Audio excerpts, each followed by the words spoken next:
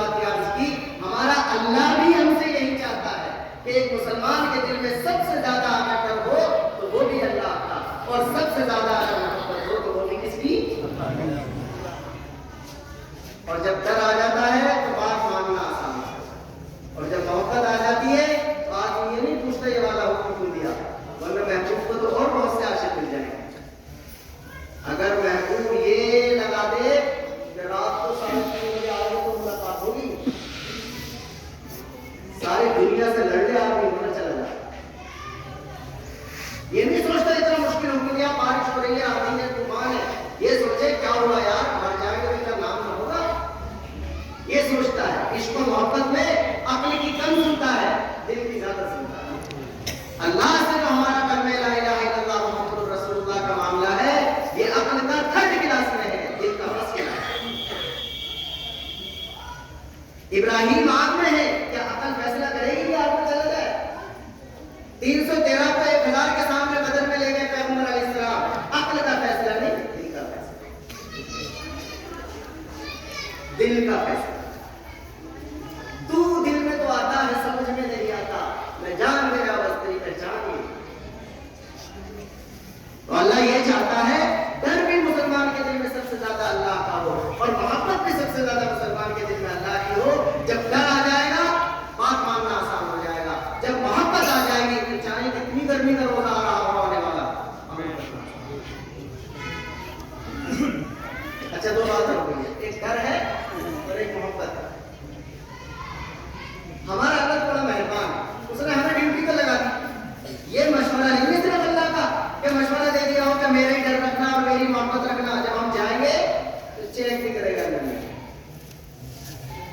قرآن کی دو آیتیں میں نے پڑھی تھی، اللہ پاک نے ارشاد فرمایا انما یخشی اللہ من عبادہ العلماء۔ اس آیت کا مطلب یہ ہے کہ اللہ سے ڈرنے والے حقیقت میں علماء ہی ہوتے ہیں، اور پلٹ کر مطلب یہ ہے کہ جو اللہ سے ڈرنے والا ہوتا ہے عالم کہلانے کا حقدار ہی وہ ہوتا ہے۔ اللہ کی فہرست میں عالم وہ نہیں ہے کسی مدرسے سے فارغ ہو کر مولویت کی سند لے لے، اللہ کی فہرست میں عالم کی سب سے بڑی علامت اور پہچان یہ ہے کہ اس کے دل میں اللہ کا خوف ہو۔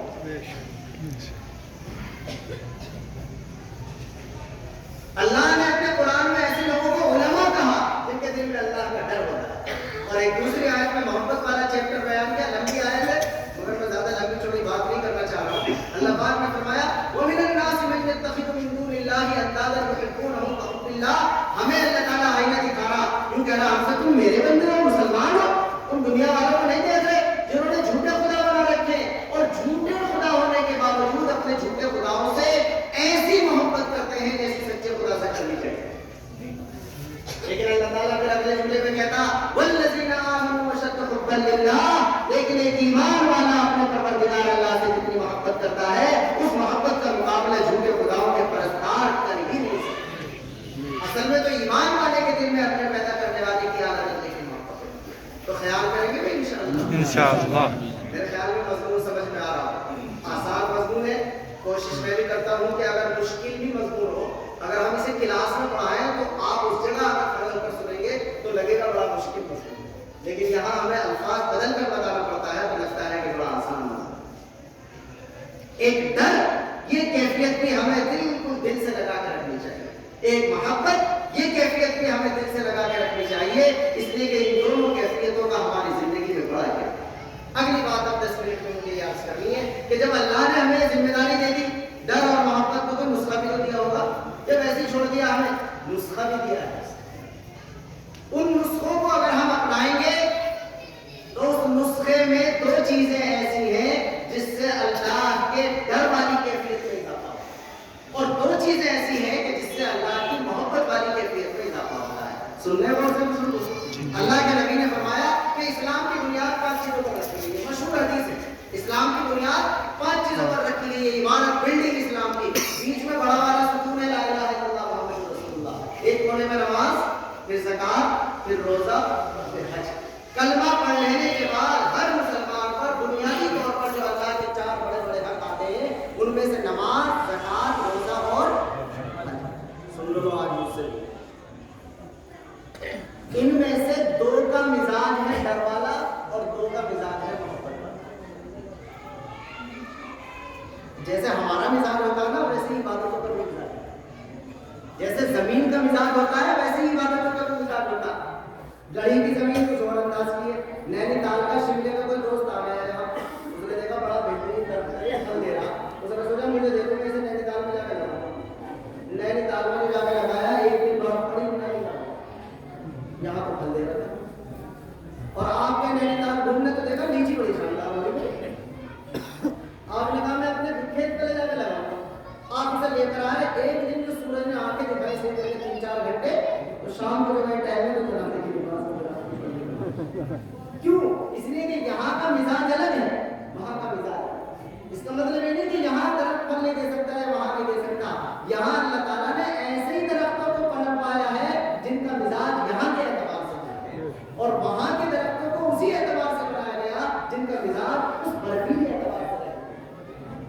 اس مضمون کو بڑے مشکل سے سمجھانا پڑتا ہے. اس لیے ایک آیت میں اللہ تعالیٰ نے یہ بتلا دیا کہ جہنم میں ایک درخت ہوگا, جہنم میں ایک درخت ہوگا. قرآن میں آ گئی یہ بات, بریکٹ لگا کر بیچ میں آ گیا ہے. جہنم میں ایک درخت ہوگا کانٹوں کا.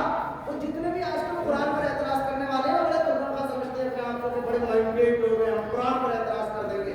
ہم نے تو اپنی زندگی میں اتنے دن ہمیں بھی ہو گئے پڑھتے پڑھاتے, اور 1400 سال سے قرآن تاریخ میں ہمیں تو کوئی مائی کا لال ایسا نہیں ملا جو قرآن کے کسی ایک لفظ پر اعتراض کو ثابت کرے. وہ تو بھیا آ جائے ہم نہیں. تو لوگ کہتے ہیں کہ درخت کو بتا رہے جہنم میں تو آگ ہوگی, وہاں درخت کیسے ہو جائے گا؟ تو ہم سے کہتے ہیں کھوپڑی دلنے کے حساب سے ہے یا خود کے حساب سے, کیا پتا اس درخت کا مزاج ہی اللہ تعالیٰ نے ایسا بنایا ہو کہ دنیا کے درخت پانی سے ترقی کرتے ہیں, ہمارا درخت آگ سے ترقی. تو کیا جانے. یہاں کا آدمی بیمار ہو جائے تو ڈاکٹر اسے پرہیز بتا دیتا ہے کہ تمہیں روٹی نہیں کھانی. آسام کا آدمی بیمار ہو جائے تو وہاں کا ڈاکٹر اسے بتا دیتا ہے کہ 3 دن چاول نہیں کھانا. وہاں کے مزاج کے اعتبار سے اس کا علاج, یہاں کے مزاج کے اعتبار سے اس کا علاج. تو عبادتوں کے بھی مزاج ہوتے ہیں. نماز اور زکات ان دونوں کا مزاج ہے, یاد رکھنا, تفسیر میں نہیں جاؤں گا زیادہ. ڈر. روزہ اور حج ان دونوں عبادتوں کا مزاج ہے محبت. جب رمضان کا چاند دکھائی دے تو محبت کا کوئی اگر ٹمپریچر آتا ہو چیک کرنے کا آلہ تو لگا کر آدمی مسلمان چیک کرے, اس کے بعد عید پہ چیک کرے تو اسے اللہ کی محبت میں اضافہ یقیناً ہوگا.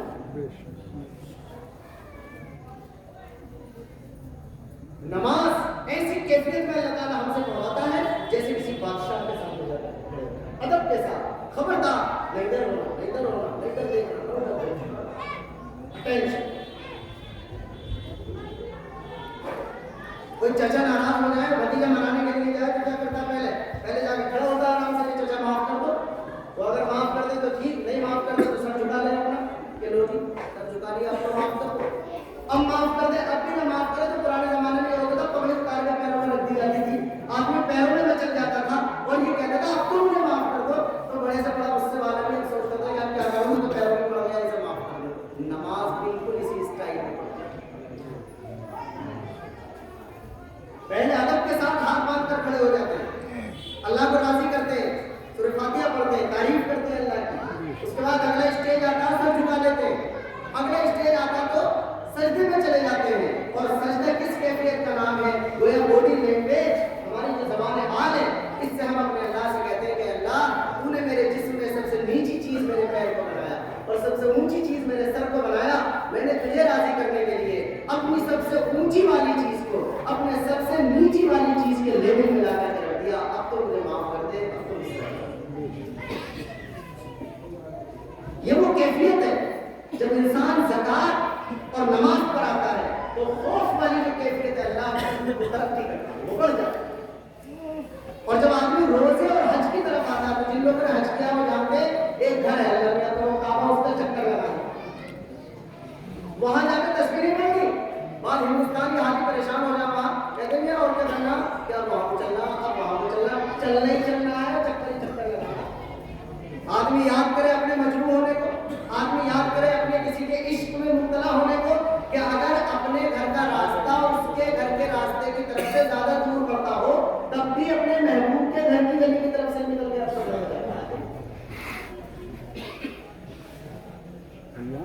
تو روزہ اور حج یہ دونوں محبتوں کا مزاج، دونوں عبادتوں کا مزاج کون سا ہے؟ محبت کا۔ جلدی سے بتلاتا ہوں، سب سے پہلے ڈس بیلنس ہوتا ہے آدمی کا کھانا۔ محبت میں سب سے